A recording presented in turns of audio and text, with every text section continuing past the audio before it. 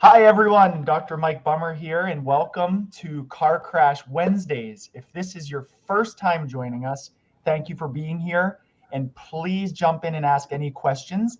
If you are watching this on replay, also feel free to ask questions or send us a message. We just love doing this. This is now, Armin, this is our fourth Car Crash Wednesday, and Right.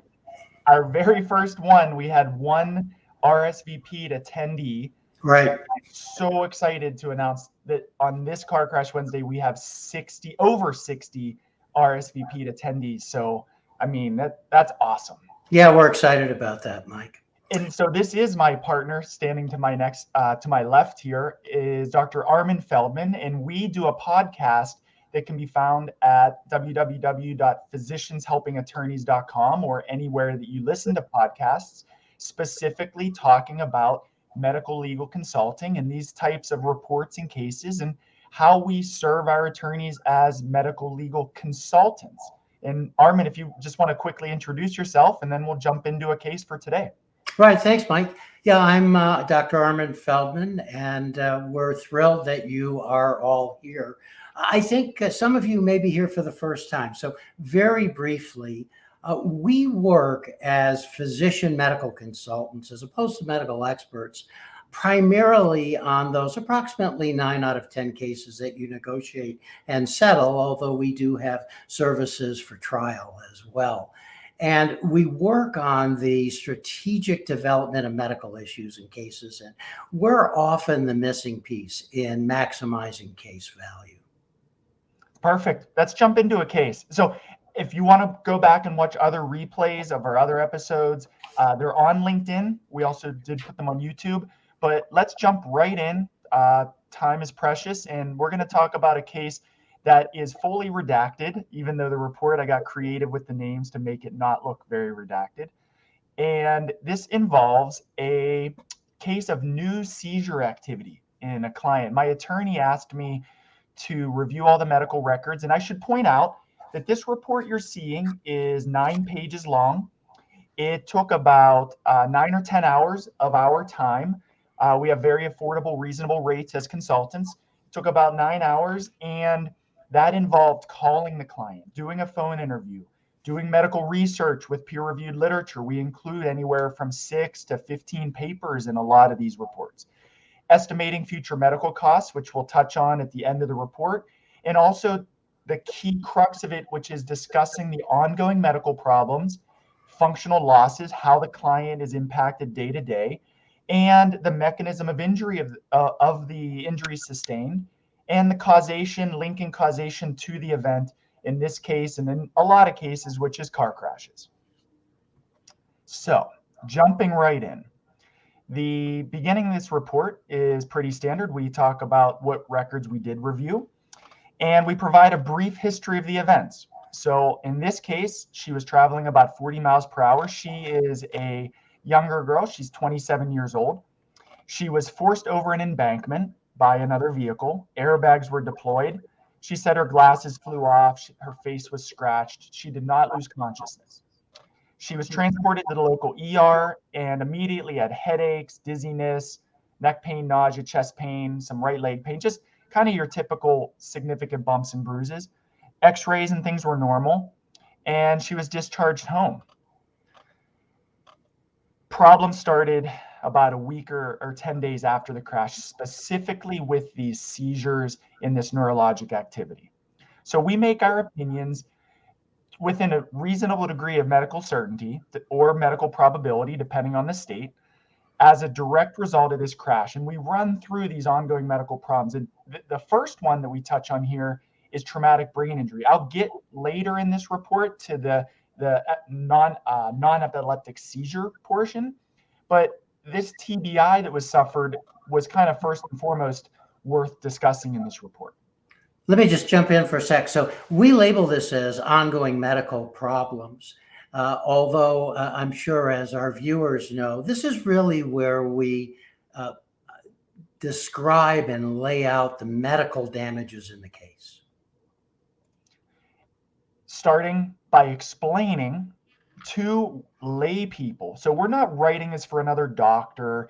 we're writing this to describe for an insurance adjuster or opposing counsel, someone who's not in the medical profession per se, in compiling 5, 7, 15 treating doctors all into one report, that our attorneys include these in their settlement demands, which is really ultimately to increase case value and help them save time compiling all these complicated medical issues. Right. So, for example, if we necessity obviously will make us need to put in medical terms in the report, but we'll always put the definition of those medical terms that's easily explainable, and typically in parentheses after we describe it.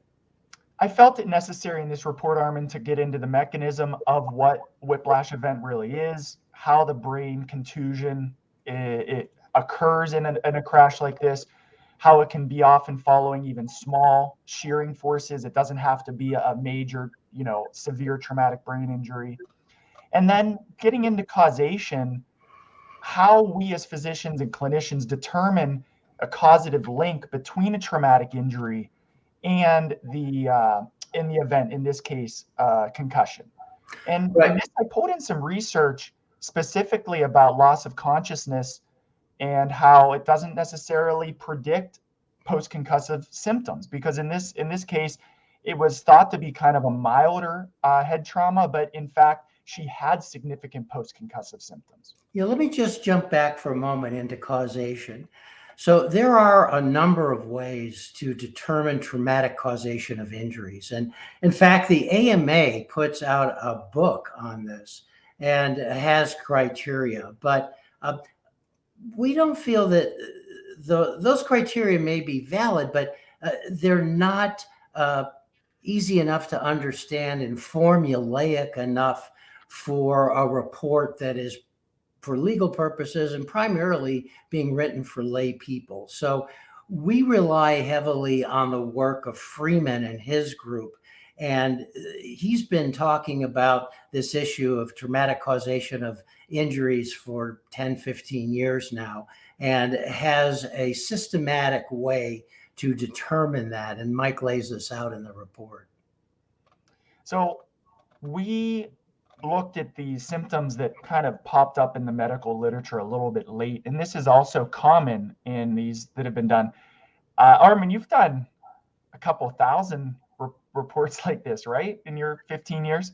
Yeah, actually over 3,000. And this issue of quote late is really interesting, isn't it, Mike? Because opposing counsel, opposing doctors, other people, they may say, well, this isn't accident related. It showed up in the medical record 6 weeks, 2 months, 3 months, 8 months after the accident. And sometimes that's the case, but typically what happens is that the symptoms come on immediately after the crash, but the symptoms especially if they're related to a traumatic brain injury, they're foreign to the injured person, and they're not easily recognizable as being due to a head injury by the injured person or even physicians. There are several studies that show physicians often miss these things. So it's not that the symptoms show up late. It's only that the report of the symptoms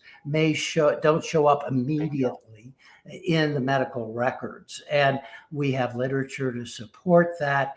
And the doctors, the client themselves, they're focused on more immediate problems, a broken bone, pain from soft tissue injuries. And they may not even realize that they have some of these things until later. And that's why it shows up later.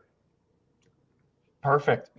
And in linking the effects that she sustained in this crash and ultimately her symptoms, there was nothing in her medical history prior that would have suggested anything other than this crash that could have precipitated her cognitive symptoms. Right. And then, as you know, Armin, we include verbatim notes that because we are not treating doctors, we are merely consultants compiling a lot of these very prominent medical records. We take verbatim notes and list them in the report to support our opinions.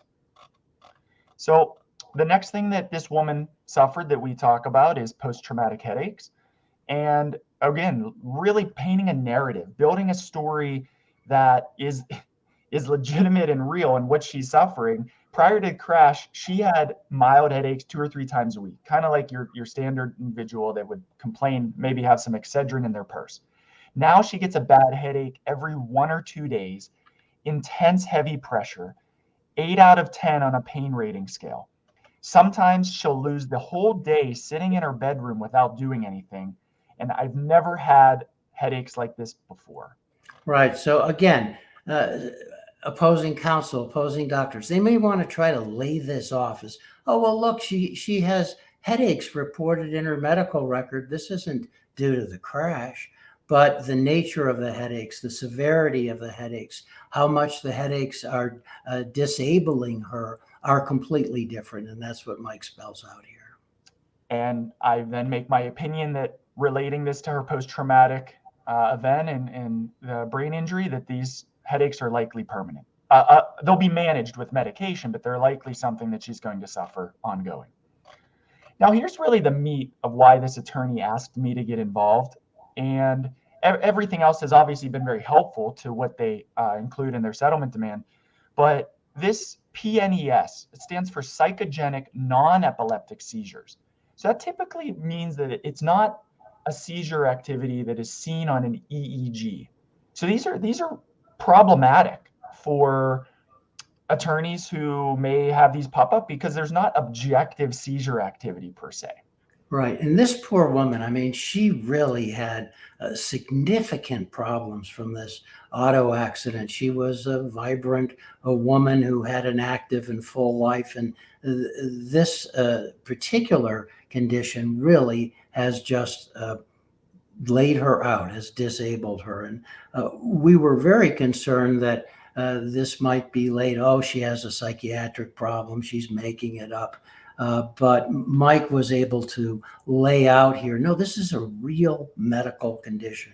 Well, listen to this, Armin. She had this really strange history where she was hit by a television shelf about 10 years prior in her teens. And she went to the doctor. And then in 2009, she had a very strange, I mean, the situations, everyone's situations are so different. She fell out of a car that had pulled away as she was going to get in, and she hit her head. And this was in the medical record. And afterwards, she developed these little tics, these movement disorders that fall into a tic. And the defense counsel was arguing that this seizure activity was essentially just a progression of this natural course of events that from these other head injuries. Sure. And in reality, it couldn't have been further from the truth. And I knew it within 10 minutes of speaking to this young woman. Mm-hmm. She had these little tics or jerks, but it was something that would almost go unnoticed. You know, she would just, you know, live with it or one little thing here or there, and nothing would really, you know, affect her day. Whereas now, a couple days after the crash, she got really scared. Her left arm would curl up, her neck would start bobbing. This has never happened before. She said, before she rated the severity of these movements like a 1 out of 10, the background almost. And now she's stating that they're a 7 to 9 out of 10. Yeah, I mean, that's pretty intense. It is. And she reported she would get like little shivers, like maybe weekly, but it was just something that she, you know, people get the chills or something like that. Now she's having 10 or 20 episodes a day. Wow. And again, it's almost a no-brainer, but this narrative needs painted. And so she did see the correct physicians and got diagnosed with non-epileptic attacks. And where this is like where I got most excited in this report, because I found a really nice body of literature that discusses PNES, this exact type of activity, and its relationship to even mild head trauma. And it was just like, it felt like the holy grail for this case, because all this literature showed that preliminary studies were implying head trauma could be a frequent precipitant to PNES. 102 patients with PNES, 32% had a documented head injury. The majority began within the first year after the head injury. I mean, I remember doing this research, and it was just like, it was just opening up with all this great support for exactly what she was experiencing. It was justifying it all. Right. So the continuing on, I could go. I just, you can tell I get so excited about that. So then I was able to easily make my opinion within a reasonable degree of medical certainty that as a direct result of this crash, she had mild traumatic brain injury that caused her PNES. Slam dunk, in my opinion. And we explained the mechanisms of injury. Again, if you're wondering, could discogenic lesions predispose, which she had, dissociogenic, lesions predisposed to PNES after head trauma. And Excellent. if you read through this report, and particularly, Mike, the sections that you quote from the medical journals, Yeah, it sounds like they could put a picture of your client, of this client, next to this. I mean, it described her to a T. I couldn't agree more. I Yeah. know, this is great. And so I made the conclusion, her life has completely changed since the crash. She says, quote, "I hit rock bottom. I'm having constant big seizures. They won't stop." I give a case report of a 48-year-old woman who developed seizures after mild head trauma in a motor vehicle accident. It's evident also the prognosis discussing this. I found a paper that talks about fewer than 4 in 10 newly diagnosed adults can be expected to become seizure free within 5 years. So this is the literature, as I say, is filled with evidence that patients are disabled by their seizures and unable to control them. And Mhm. this is the world this girl is living in. More verbatim notes to support my opinions, and then we are able to estimate future medical care and costs. And Armin, why don't you just run through how this part is typically structured? Say that again. I couldn't quite Why hear. don't you just run through how we Yeah, sure. Before I got it. So Yeah. before I do that, I just wanted to tell you, as you were talking, this reminds me actually of a similar case that I had a few years ago.